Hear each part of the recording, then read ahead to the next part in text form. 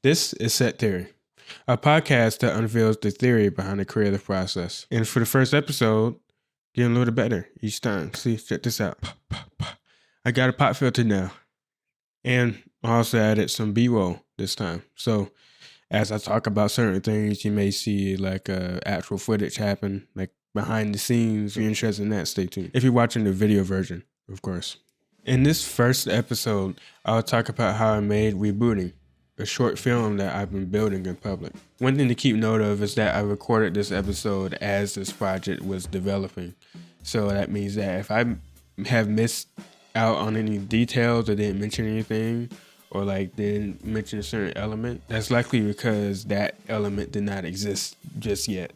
So if there's anything in particular that you would like to know about this project, feel free to leave a comment down below and maybe I'll make a follow-up episode if there's enough interest. In this episode, we're going to cover the background of this piece, like how this come to be. And then we're going to talk about the problem, like why did I make this? What problem did this solve? Then we're going to talk about the conception, like how the idea kind of evolved throughout the whole, from the day that I really had the idea to how it is today before I got started on the work. Then we're going to talk about process, like how I made it, how I made certain elements like the cursor and the making the UI feel realistic and all those elements. And then finally, we're going to get to the conclusion, like what this piece really means in the final takeaway, at least my version of the final takeaway of this project. All right. Episode 1 starts now. Let's get started.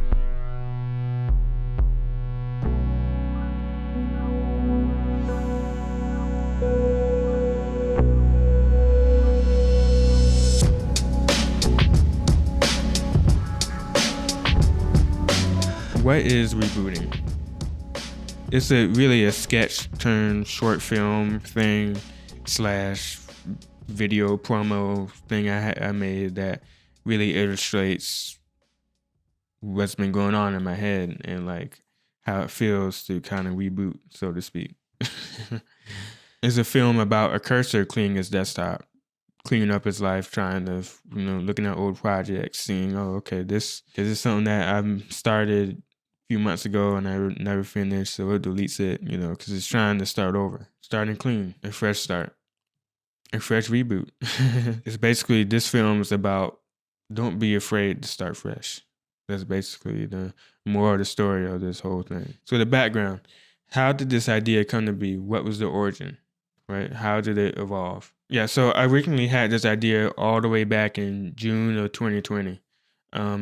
I've always wanted to make like an animation of a computer booting up and like an old school computer booting up, and maybe it spins around and you see the camera zooms in on the screen and then you see like the Windows 95 interface and the booting up screen, like maybe.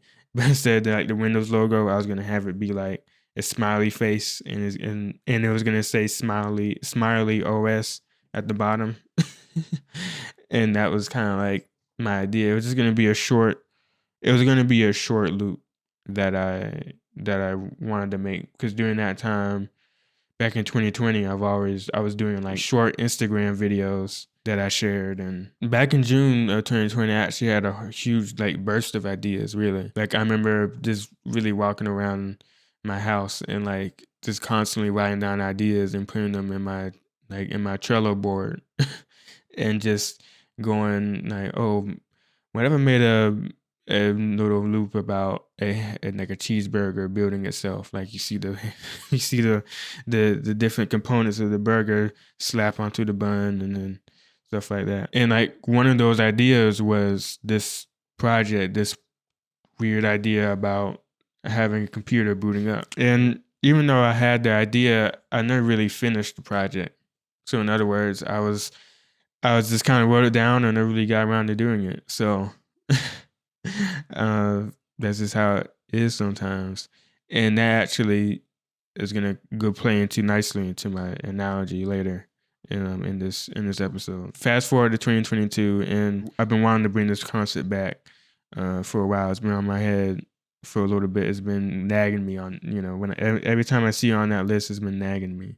So like to dial it back, I've been inactive on LinkedIn for a while. So for a little bit, I just didn't really post, didn't really update my profile all that much. And I mean, every now and again, I like to comment or whatever, but I never really was active on there, like posting stuff, sharing my process, like how I used to. And I wanted to make a video that kind of like a return to form video that illustrates that. I kind of rebirthed this concept idea by saying, okay, what if instead of it booting up into Smiley OS, what if it boot up into like the LinkedIn logo or something like that? Like you see the computer, a dusty old computer that, you know, that's like symbolized that my profile is dusty and old and it's never been touched in a while.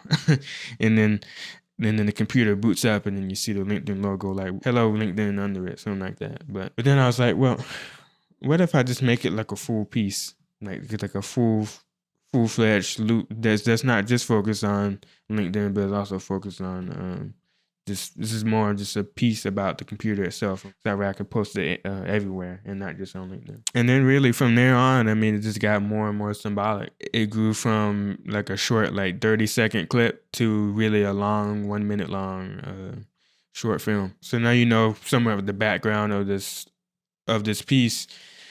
Now I kind of want to dive into the problem. Like what problem was it solving? What's the point of me picking this project up, you know? Well, one of the top things, what I mentioned before, that I wanted a piece that kind of symbolizes my return to LinkedIn. But then I was like, well, what if I expand that and I go, what if I use this piece to kind of figure out what if I make this a multi-layer, like a multi-purpose piece? Kind of like use it as a trial run for my building in public. The main problem at the time was I was trying to determine if building in public was right for me, right? I was trying to figure out the workflow. I was trying to figure out how to make it work in my daily life. I wanted to see if making a project and having it be finished while also still documenting as I go was viable. Spending 1 hour a day on this work, stuff like that. Like just trying to figure out, is this the right fit? Like now that I decided that we're going to make this a general thing, not just limited to LinkedIn, but just another piece that I will make. I made this the thing that I build in public. Right. And then I'll end that by posting on LinkedIn and that, you know, and like social media, like the finished product. But there's also the third reason, like another issue is that a lot of times I had a lot of personal projects that I started and I never really finished. And I felt like this was a good opportunity to actually do that. Right. Or to actually finish the project because, you know how it is. Sometimes you start a project and then you never really finish it. You know, you're hyped to make it at first and then life gets you by and then you just never really get it done. And that's exactly what happened with this idea. I wrote the idea down in June of 2020 and then here I am. And like really when I started this back in like September of 2022 and I just now got around to making it or really having the motivation to finish it. If I'm going to build this in public, this needs to be also a accountability tool, right? Like I need to get this done, right? If I'm going to do it, then and I'm going to show this in real time, then I'm going to have to, it's not just about me anymore. It's about helping other people and just showing, hey, check this out. Check out what I made today and check out how I made this thing. Right? And really and it kind of turned into this whole symbolic piece, really, like, because the more I thought about it, the more I thought about how this piece is, the more I thought how symbolic it is in so many ways, because a lot of times you're trying to boot up, you know, everyone's trying to reboot. Sometimes you'd be motivated one day to be like, yeah, I'm gonna reboot my life. I'm gonna clear everything out, start over from scratch, and I'm gonna, you know, achieve my goals, right? And then you do that, and then you give it some time, and then you kind of right back where you started, right? And I realized it's exactly what happened to me with this project. And here's the funny part: I took this project on during a time in my life where there's a lot of change. You know, I'm trying to make this podcast work, and I'm trying to grow my company, Imsety Media, and I'm trying to manage really just my regular life and just figuring out that work-life balance, right?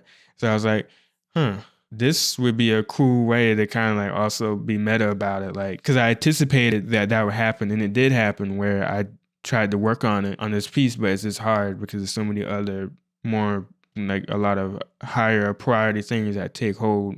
And so this project took less and less, or really more and more time to finish, if that makes sense. So I really anticipated that would happen. And I was like, well, you know what? This this would be perfect because it's like almost like I can literally make this the topic of the podcast, because that was also another problem that I wanted to solve. Is after I dropped this episode 0 of Set Theory, I was like, okay, what's going to be the first episode? What's going to be the real episode? So I was like, what if I make this piece the topic of the episode, right? Where I talk about how important it is to just find a way to finish a project and talk about my journey of building it in public and doing all that stuff, right? It's like it was such a duplicitous thing. It was such a, I think it felt right to do this project, right? With all that in mind, that's why I made this. Because, you know, sometimes you do feel like that. You feel like an old computer rebooting, right? So, conception.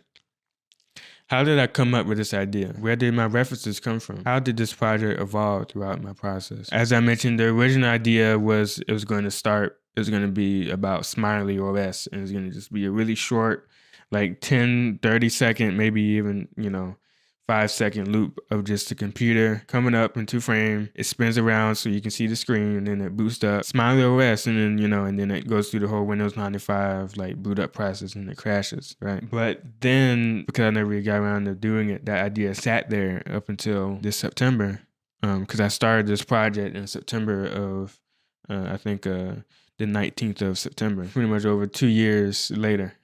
But then I was like, well, because I know I want this piece to be a little bit more unique, what if I, instead of a Windows 95 computer, like a Windows 95 PC, what if I made it into a Macintosh?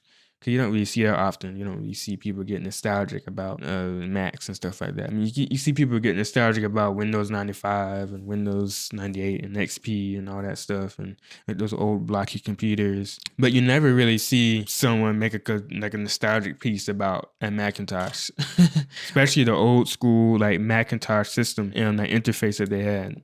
You don't really see that often. So I was like, well, that'd be a little different. That would mix things up a little bit. So that's why I went with like a Macintosh instead of something else, like the classic Windows XP, or like the Vaporwave style, look that a lot of other people have done. Because that was the original look. That was the original look I imagined. The look of the idea was inspired by this GIF that I saw of just a spinning computer with like a little keyboard and mouse and an old school like monitor on top of it, like a big CRT monitor on top of it. And it was originally going to look like that, but it later just evolved into the Macintosh look. Another thing was I knew I wanted to look monotone. I didn't want it to look too like, I knew the overall like point of the thing was to use this as a way to show like, hey, I'm back. Yeah, I'm back on. At first it was like, hey, I'm back on LinkedIn, but now it's more like this is a way to symbolize, hey, I'm booting up into this new era, into this new set theory era, as I call it. I guess this new building in public era. So I was like, well, I knew I wanted to start off a little bit monotone and then be almost like bittersweet at the end of it. So yeah, so I drew the storyboard and index cards, and I kicked the project off, the whole building and public process off, by posting that storyboard that I drew on my Twitter. And while drawing it, I didn't really think too much about what I wanted exactly. I mean, I did pull up a few reference images, and I put up a mood board and all that on a Notion. But other than that, I just kind of just really just played some music, and I just drew it out, right? And that was it. So I basically did that. And after I drew the storyboard, I was like, okay, well, I gotta share it. Before I don't share stuff like that, but now, or at least I don't share it that early in the process. Usually you see it in the case study at the end, but no, you're gonna see it evolve. You're gonna see this project grow in real time. And that was the point. I wanted to just document it and use this as an accountability tool. So I kicked the project off on a tweet, and then I documented the rest of the process on my Instagram story. Any notable thing that happened, I just kind of just recorded it. So I was like, oh, check out this rig I made in Cinema 4D. I put it up on my LinkedIn, or not my LinkedIn, but on my Instagram story. Yeah. Remember when LinkedIn had stories? I remember that. Then they took it away. No one used it, so it didn't really matter. No one was really sad about that, but hey. Process. What situation or methods did I use to make this? Any hard parts? Any easy parts? Well, after I kind of kicked the project off in public, the task was pretty much this: make a rough style frame of each storyboard and then document that whole process as I went. Basically what that means is I take what I drew, right? I take what I drew and I go, okay, let's make it real, right? This is making one still image of this frame, right? And then I was going to use that frame to like extrapolate the rest of the frames or the rest of the storyboard. So basically the thinking was, if I made all the assets up front, if I made the computer, if I made the plants and if I made the teacup or the teacup and the desk lamp and the keyboard and the mouse all up front, all I need to do after that is just rearrange them, rearrange the camera to make the rest of the style frame. So that's why I actually started with frame 2, not with frame 1, because frame 1 started off with nothing. It was just a title card, right? It just said, well, at the time it was called Booting Up, but I later changed the name to Rebooting because I feel like that fit the story and fit the mood of the whole piece better. Yeah, so I started with the Mac first. Like I started modeling the Mac, and it wasn't too bad. I mean, I've had modeling experience in the past, like, making 3D models in Blender and then later in Cinema 4D. Pretty much all I did for that was I took a reference image online. It was actually an image from like dimensions.com. I didn't even know that site existed, but there's literally a site called there was literally a site called dimensions.com that I just took off of and took the measurements, and I put that in the program, and I modeled on top of that using the front and the right views, really all the views, the top, left, right, front, back views, and just modeled with a cube. Really, it was just modeled with a cube, a few loop cuts, and that's pretty much it. And most things, if you can turn a cube into anything, really. So really, what I first did was I figured out how to make the cubicle because I wanted to make everything true to scale somewhat. So I took like reference images and I figured out, okay, do I want a corner cubicle? Because I remember I actually posted this at one point on my Twitter. I was like, do I want to make, actually not on my Twitter, but on my Instagram. I was like, do I want to have a corner cubicle or do I want to have like a straight, regular, like bar desk cubicle? And I went with the bar desk cubicle because I just figured, well, that would look cool. I think that I figured that would be better composition wise because it just felt more natural to have it be just a regular bar. And plus, to be honest with you, I just wanted to be faithful to the original storyboard that I drew. But then after I figured that out, I actually used, and to figure out the scale, to figure out like how tall or how like small the desk should be alongside some like actual real life dimensions that I took. Or some real life measurements that I found online. I also just took like a figure. In Cinema 4D, there's a model of like an actual like action figure that I took. I just basically made it sit down, and I used that as a reference to figure out, okay, well, if this is a real cubicle, how big or how would it actually be laid out? So that's how I figured that out, and that kind of applied for pretty much the rest of the objects. Really, I made everything somewhat true to scale. So that way the Macintosh and the cubicle itself looked natural. It didn't look like I was trying to, I was making it up from scratch. No, I was making it look true to scale because that's another thing.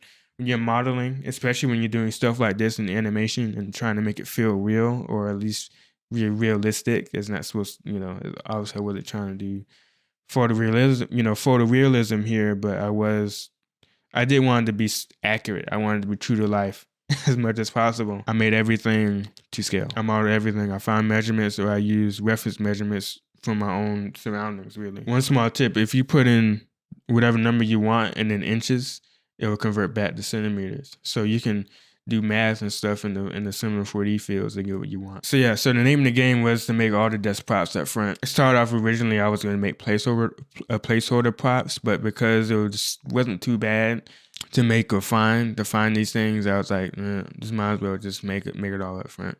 Make the finished things all up front. And there were times where, because I had 1 hour to make this, because that was the thing, like, because I basically gave myself an hour every morning, right? I actually woke up early, right, to work on this every day, or most days. I give myself at least an hour every morning to work on this and document it as I went. And because of the 1 hour sprint nature of this project, I was like finding new and creative ways, I guess, like more efficient ways to do some things. And that's twofold. The first is approach is like making cool wigs that where I can do basically I do something once and then I can just repeat that over and over again. The second strategy was just using pre-made assets. Let's talk about the first approach. So the first approach, like for a good example of that was I had to make keycaps for the keyboard, right? And I basically made a keycap wig where I could make basically a cube. I squish that down and then give a little bit of a curve at the top, in order to make it look like a real keycap. If you're looking at the video version, I'm holding up a keycap in my hand right now. I don't know if you can see that, but I used one of these as an actual reference when I was modeling that keyboard. Then I took like an actual picture of the Macintosh keyboard or the old school Macintosh keyboard and then overlaid that on top. Yeah, so I basically made a keycap rig using like a bunch of deformers and stuff like that. So I can quickly resize it and I can make a space bar just by changing the scale of it or changing the X scale by a certain amount. Boom, now I have a space bar. Or if I make this small, now I have a shift key, right? And then the second approach was using assets, like pre-made assets, stuff that I did not make. Sometimes it's okay to kind of, I guess, swallow that pride, I guess, and be like, if it saves time, there's nothing wrong with using pre-made assets, and that's what I did. I used the asset browser in Cinema 4D, and I pulled in different models that I needed. And really, I didn't use too much. I used so I modeled everything in there, but the teacup, the plant. Well, I could have modeled them. I felt like because I only had 1 hour a day to work on this, I was like, well, what's the difference? I could either make it myself and I get a similar product, or I could just simply pull from an asset browser and use that. I mean, at the end of the day, the end viewer doesn't really tell the difference, right? The main point is I'm trying to tell a story and I need these props to tell the story. It saves time. So if it saves time, it's good in my book. As long as it's not like plagiarism, where it's like, I made this even though you didn't actually make it. You didn't actually make it. You just put it together, which is in some ways a creative endeavor in itself, but at least be upfront about that. Be honest about that. Don't be like, I made this from scratch. Don't basically don't lie. I could have went, yeah, I made this, I modeled that teacup myself. No, I did not. I used the asset browser. And as this was going on, it was a little bit hard, a little bit of a task to share on my Instagram story as I went and make tweets, after every day and after every big update, because I was trying to find things that are actually interesting. But then it was also funny because things that I don't really find interesting, people find interesting. So it's like, those stuff at the wall and see what's it. So this project was also ended up being done in Octane, actually. This is the first time I ever used Octane for a project like this. It was originally going to be made in Redshift, but I was having issues, a lot of technical issues. Redshift was very slow, crashing a lot. And you would think, Redshift was known to be fast and quick and better than Octane, but for some reason, at least on my computer, for some reason, it was a little buggy for me. I think there's an issue with the NVIDIA driver or something like that, and they've been trying to fix it, but it's never been fixed, but whatever. That's why it looks a little different from the style frame versus the final product, because I actually remade everything in an Octane. But yeah, so I was doing this after I finished all the desk props, after I finished a good pass on the lighting, after I did all the models and all that stuff. I then took what I made, basically the desk and all that stuff that I made, all the props, and then I made the other frames with that. And because the whole piece really took place in one spot, which was the cubicle, all I really needed to do for each frame was just move the camera, right? So that's why I did all this stuff up front instead of making it as I went. Because I realized the strategy quickly when I realized, oh shoot, making the style frames up front is actually also a great way to make the assets up front. So after I made all the desk props and the lighting and all that stuff, so after I figured out all the style frames and made them all, I made an animatic in Premiere Pro, and I just put them in order, in the same order as these cards, right? And test the pacing and figure out, okay, what should the sound design sound like and all that. And fun fact, I used a placeholder track for the computer ambience. I used a video from Lazy Game Reviews of an IBM PC AT. Booting up as a placeholder track. I actually shared it on my Twitter, and Lazy Game Review saw that and he retweeted it. So that was neat. That was pretty cool. So I was testing out sound design, testing out the pacing, And I was like, what if I put music in here, right? Because in the original version, I wasn't really thinking too much about music. I was gonna let the sound design do all the work. But then I was like, well, you know what? I put in 2 songs that kind of changed the whole direction of the piece. I put in "Dying of Thirst" by Kendrick Lamar in the background with like that very monotone beat, like right, and then another song, "Drift" by Rat Attack, and both of those songs. I put them under the animatic as like a placeholder music just to figure out the pacing. And as I was playing them through, I was like, man, both these songs sound like music you would play when you're getting your life together.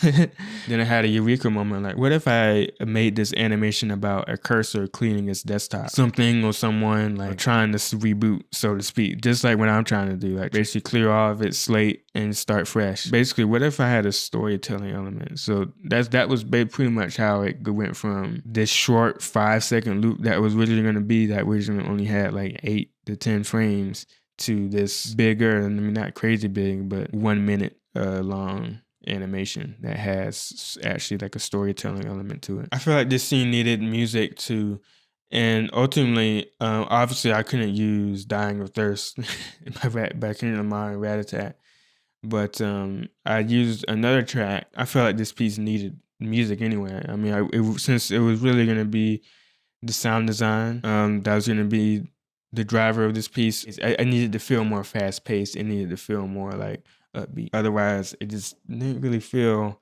It felt a little too monotone. You know what I mean? So I threw the music in there to kind of make it feel like yeah, okay, like we're getting our life together. We were cleaning up our desktop, right? And the sound design was a combination of that and some clips I got from zatsplat.com and a few from freesound.org and all that stuff, especially when I did a little Mac boot up, the old school Mac boot up sound, stuff like that. Like I took that from freesound.org. Some of them I actually took. I have actually real floppy disks that I took, and I recorded myself putting it in and out of an old computer I had laying around. Another thing I wanted to mention about the music in general was the music you hear in the beginning and ending of this podcast was also produced by me. So just want to put that out there. Like I also made the beat. I made the intro beat and I did the outro beat. I even did the sound design. Basically all the music and all the sounds that you hear in the podcast, and especially at the end of the episode after everything calms down, that was made by me. So yeah. And as I was concepting this piece and making the storyboard, I was trying to figure out what it was gonna do after the computer boot up, because the original like 2020 idea, it was going to be like, okay, it boots up, then it crashes, and then the whole thing starts over again. But now it's like, well, now that I want this to be like a whole piece, I want it to be still have some form of like a story or some form of surprise or something like that, or some reason for it to crash or for it to blue screen like that. But I couldn't figure out why. I couldn't figure out how to make what provokes the computer to crash. Well, I was like, whoa, what if you see the cursor, clean up his desktop, restart his life, opens up an old project that it's never really finished, and it closes it and puts it in the trash, and it opens up an old document, like a script or something like that never really finished, and it puts that in the trash, and then it sees it like an old to-do list, things like that, I was like, that's a good idea. And for getting the look of the Macintosh operating system right, all of that was done almost from scratch. So I faithfully kind of recreated a lot of elements in After Effects, and then added CC pixel or CC bar action and stuff like that. They kind of recreate that.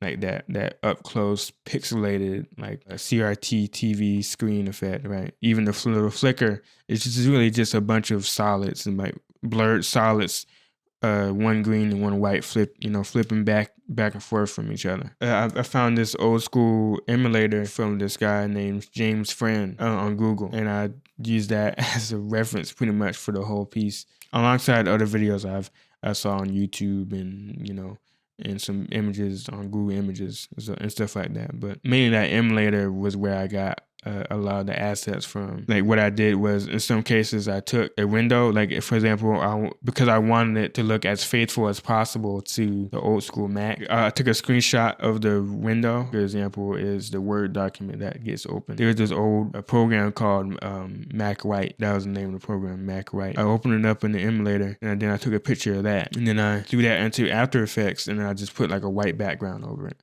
and then I put whatever I wanted on top with the same font. And that's how I kind of got that look without having to do too much work. Remember, I was still doing like 1 hour. I still gave myself 1 hour a day to work on this. So to animate the cursor, I actually use Motion Sketch, the Motion Sketch tool in After Effects, to kind of get that realistic cursor jittery look.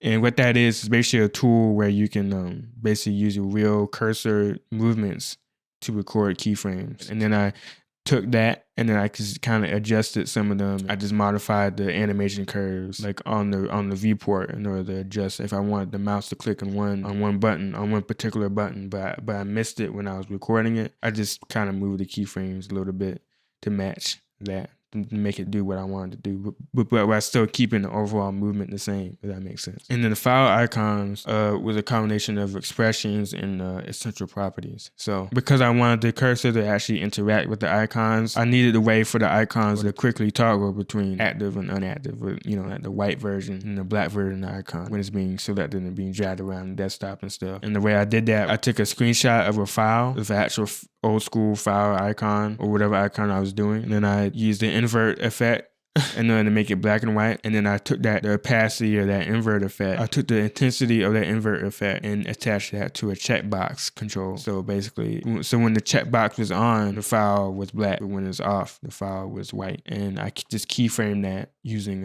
essential properties, so that I could kind of reuse the asset across the whole piece. I just keyframe that property, and then so anytime the cursor clicks on it, I just enabled that using like a hold keyframe. So that's how I achieved that file drag effect. But yeah, it's one of those situations where it wasn't too hard to make it. The hard part, actually, the real challenge, the challenge of this project wasn't actually, funny enough, the technical part of it. It was really finding time for it and being consistent with it while also still documenting my process, especially towards the tail end of the project. At one point, I wasn't really as active on Instagram story as much as I should have been. I had to do a lot of catch up and stuff like that in order to still keep that interest and engagement and stuff like that. I even hit 1,000 followers on Instagram as this was happening, and I didn't really approach that in time. I didn't really have any cool stories to show for that time, but it's okay. Conclusion. So what does this piece mean at the end of the day? How did it make me feel? What's the broad point of it all? Okay, so albeit quite simple, this piece was a way of announcing, marking a new point, or really a test to figure out if building in public is something that I can pull off. And I think it is. I think it is something I can pull off. And I have a lot of exciting plans to really show why I want to test it out and what I'm really want to do long term with this strategy of showing my process in real time. This piece is very meta. It's so simple. It's really just, you just see cursor deleting stuff. It's without any context, it's really not all that special.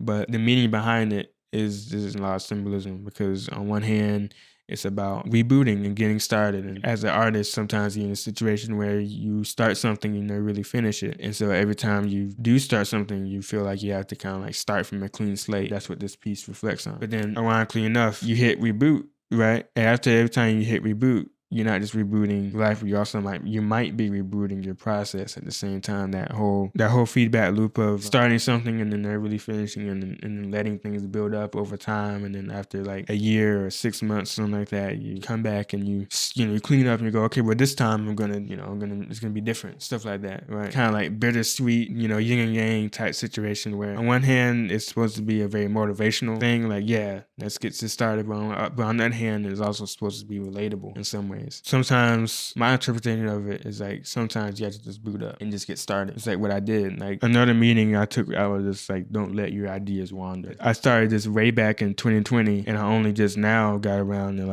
actually executing this project and finishing it. It's funny how this same project has went through that process of starting something and never really finishing it. Another big takeaway I took from this also is that don't be afraid to show progress. There were a lot of situations where I felt well, is this really something that people are interested in? But then people are interested in it. And it's okay, well, people like seeing the progress. So in some ways, people like seeing the process more than the finished product. They find that more fascinating than the final thing because they know the passion and the story and the effort that was put into it versus when you see a finished product for what it is. There's no story attached to that other than what is presented. So definitely the big takeaway I took from this, don't be afraid to show progress. And rebooting is symbolic, really. Like, it's so many things that this project means in such a simple way, but this is so many things. It's like kind of like that quote from Igor by Tyler Creator. I'm quoting him again, but it's like exactly what you've been running from, you end up chasing, right? It's like sometimes you be in that infinite loop of wanting to start something. You start it, you kind of let it get past you because life gets you by and all that stuff, and it builds up over time, and then you feel like you need to start over. The biggest takeaway is like it's okay to sometimes just start over from scratch and just go, right? And just do it, boot up and just get started, just get it going. And like, it may feel like you're in a boring office, but imagine what it feels like when you see the final product. And that's what it felt like for me. I was doing this, there were some days where I wasn't all that motivated to work on it, but I knew I had to finish it because I was doing this in public. It was something that I had to do. It was something that I needed to do. Now the whole community is my accountability partner. All right, well, that's it. Thank you so much for tuning in. I appreciate you for listening. Feel free to follow the podcast at Set Theory on Twitter and Instagram. Links are in the description. If you're interested in more of my work, maybe a case study of this project, stuff like that, feel free to check out my website at imsety.com. If you have any ideas for topics you want to be covered on this podcast, stuff like that, then send me up a DM on Twitter and Instagram. Links are in the description. So please feel free to like and subscribe and hit the notification bell if you feel like you want to see when the next episode comes out. Please, I appreciate it if you leave a comment too. I'm going to try and reply to all of them. I would appreciate any feedback or anything like that. All right. See you next time.